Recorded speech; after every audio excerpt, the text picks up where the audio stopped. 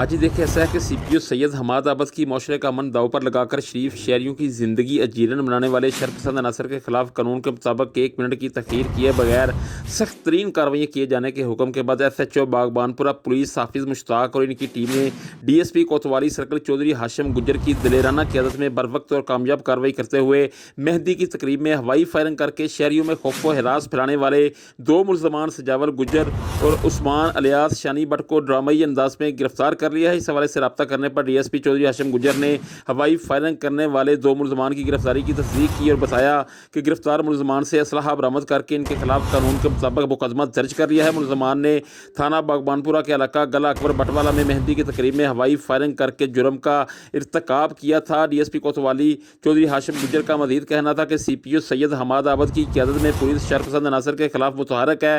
کسی کو بھی چاہے وہ کتنا ہی بااثر کیوں نہ ہو کو قانون ہاتھ میں لینے کی ہرگز اجازت نہیں دیں گے۔ پولیس کی ریٹ کو چیلنج کرنے والوں کو عبرت کا نشان بنا دیا جائے گا۔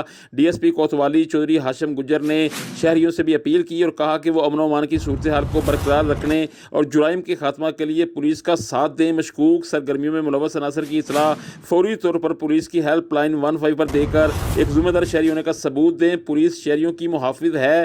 شہریوں کی جان و مال، عزت اور آبرو کی حفاظت کے لیے کوئی کسر نہ اٹھا رکھی جائے گی۔